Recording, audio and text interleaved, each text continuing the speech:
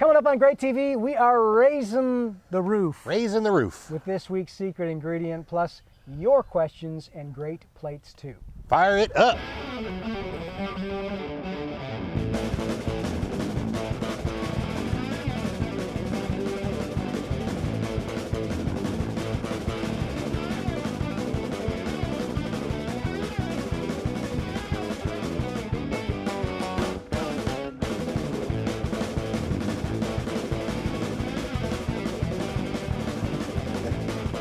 We got a lot of stuff to cover. We're back from the birthplace of American barbecue, the low country of South Carolina here. A little overcast today, huh, Bill? Mount Pleasant, South Carolina. We still have a little bit of sun left. Let's get right to Great TV. Jack Waybour, three-time South Carolina state champion with South Carolina, CarolinaPitmasters.com. Thank you. And I'm Bill West with BarbecueTricks.com. And we get together. The Tweet Master, Bill West. And talk barbecue. What's that book? This is a book that I got when I was at the NBBQA convention, Bill. This is written by a guy named George Hensler. And George Hensler has the book is called Starting the Fire. And I got to tell you, this is probably the most complete and thorough book on how to start your own competition barbecue team. And I got to tell you, George did a great job. We sat down at dinner, and he came by and he said, I understand you got this show called Great TV. And I said, yeah, you know, and he said, well, you know, would you consider talking about my book? And I was like, well, George, you know, I really can't talk about your book, one, until I read it, and two, unless you sign it for me. Because, you know, Bill, I have a really cool collection of signed cookbook. So George was nice enough to go ahead and sign the cookbook. I read the book, and lo and behold, I got to tell you, if you want to start your own barbecue contest cooking team, this is probably the most complete book that I've seen. It's got it all in there: how to select meats, how to buy meats, what you can look for as far as the budget goes. I mean, it's just all in there. Everything that you'd ever want to all the questions. It's like a start your barbecue cooking team FAQ, Bill. I like it. One of the most important aspects of any cooking or entertainment operation is the background music. That's right. It's chapter 27, a playlist. This is cool. And we believe in background music, especially country music, by the way. Yes, yes. So, is that him? Is that That Mike? Is George right there. Oh. George Hensler. Oh, no, that's okay. So he's got some comments. Yep. And a great fellow. We had a nice little conversation. George is a good guy. Buy his book. We support it here at Great TV, and I'm sure that you can catch a link to Great TV on his website. And we'll put a link up on our site as well. Hey, thanks, Starting George. the fire. Thanks, George. We appreciate everything that you do in barbecue. Keep up the good work, man. Let's get into our question. It's a little breezy out. You sure it's going to stay? It won't stay. All right. Let it fly. If it stays, let's see. Oh, we got a beer, Bill. I got. I'm drinking. There it goes. I'm drinking Blue Moon Belgian White. What do you got today? Better open yours. We only got a beer and length here. I've got the Pale Ale. Oh, lucky me. And Cheers, our letter today.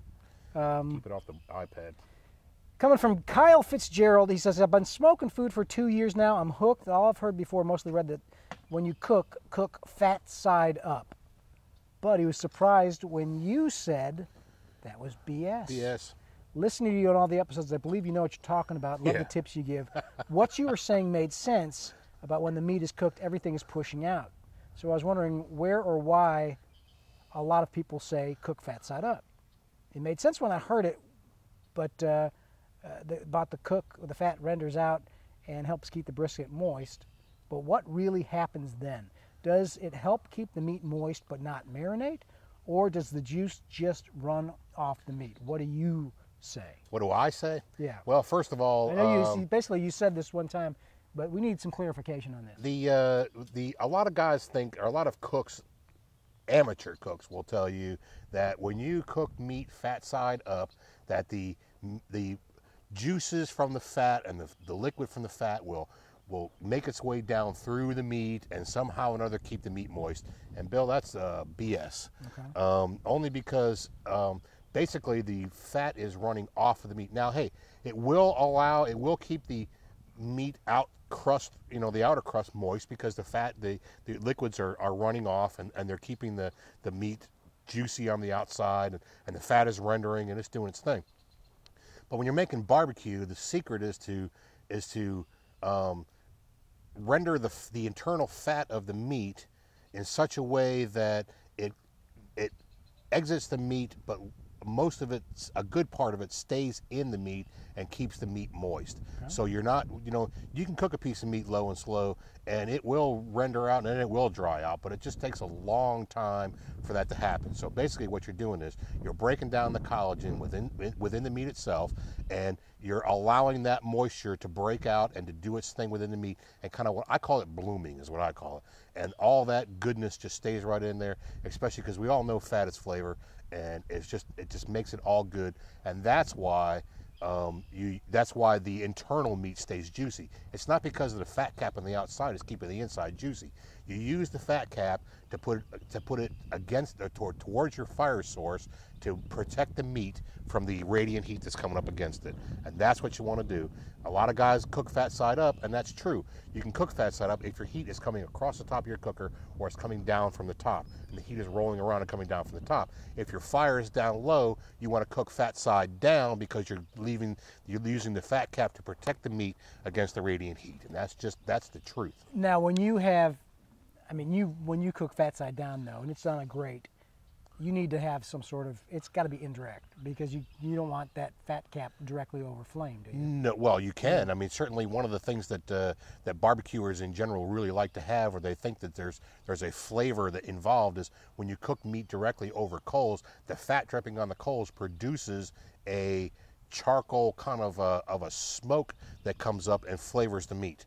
And there's a lot of old-time cooks, especially. I've heard that, like flavor burst, and Adam Perry Lang talks about that a lot. There's a lot of old-time cooks, a lot of the old fellas, especially when they're cooking hogs, and especially when they're cooking large cuts of pork over a fire, like to have that fire dripping down on that, like to have that fat dripping down on that fire to produce that smoke to come up and flavor the meat. But it's got to be well above the fire. 24, 36 inches somewhere along the way. You don't want to get it down close, otherwise you're going to be dealing with flare up. You're not doing that on a Weber. No, and if you look at the history of barbecue, Bill, when they were cooking in open pits, a lot of times they were putting the fire on the grates over top of the pits, and the fire was coming up and burning the meat. So what did they do? They dropped the coals into the ground a little bit and raised the meat up so that you weren't getting that constant flare up.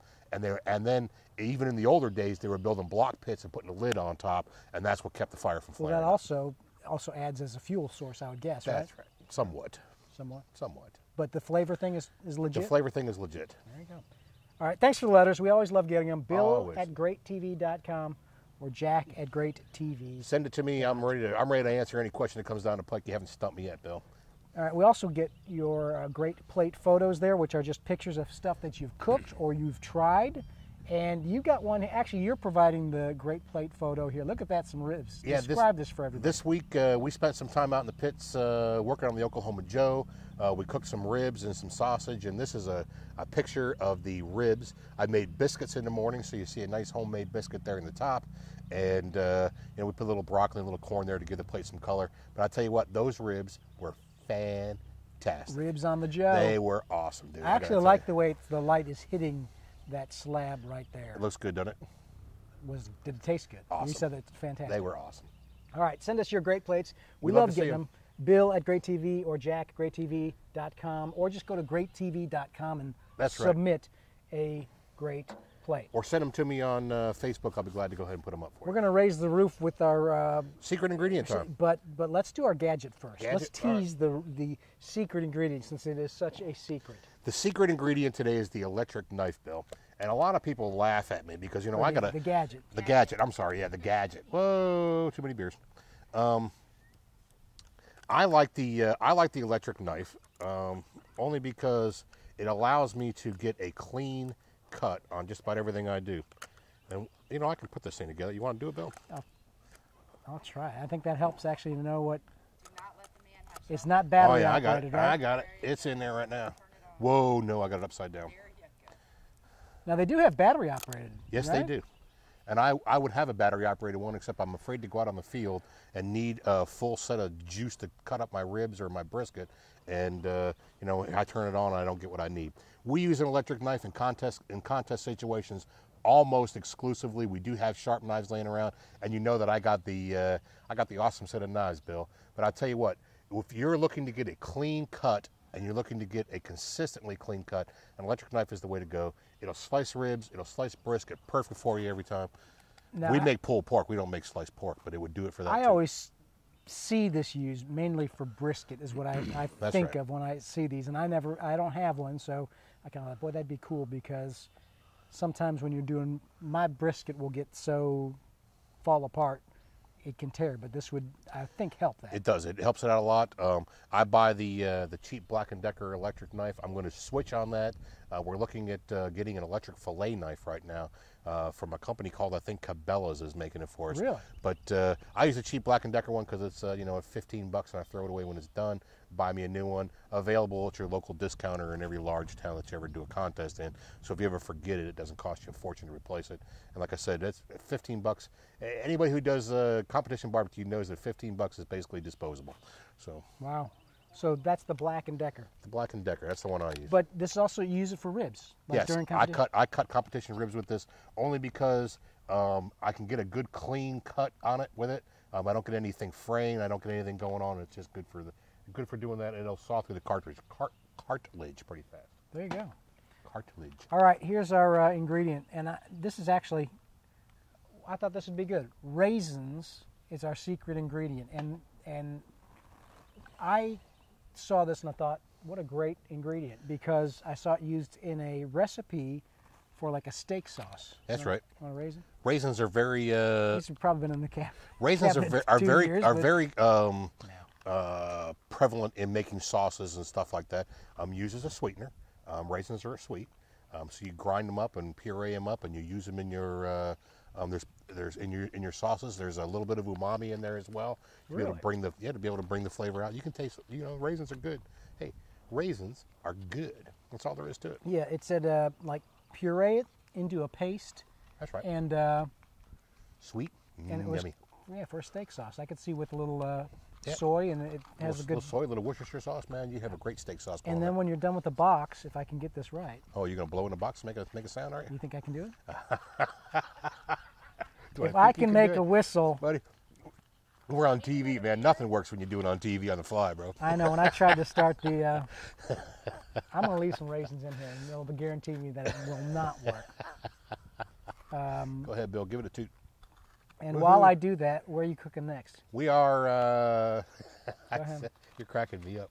We're going to go to. Actually, we're going to visit Tryon this weekend. We're going to go up into Hendersonville. We're not going to cook. We're going to do a judging up there. The next big contest for us will be Tryon, North Carolina. The what do they call that one, Mayor? Blue Ridge Barbecue Festival is what they call that. We're going to be there. I think you're actually planning to come up for that one too, Bill, aren't you? I would like to. In the mountains of North Carolina, Tryon I've for the been there. family That's where we reunion. do our family reunion. Go ahead, Bill. Give it a shot. All right, before we go, check out our buddy DanielDelaney.com. He does a podcast that's also on iTunes called WTF, or What's This Food? What's this food? That And, wasn't what I thought about WTF. It's my recommended podcast Daniel Delaney. this month at WTF, DanielDelaney.com, also Vendor TV. Here we go. Oh, that's a week, but it was there. It's there. Not as I remembered it as a kid. We gotta go, gang. I think we're bad. Have a great week, and we'll see you next week. More good barbecue. Hey, gang, listen, it's always important in the world today. Buy local, think global, stay sustainable on every chance you get. Hug your mama.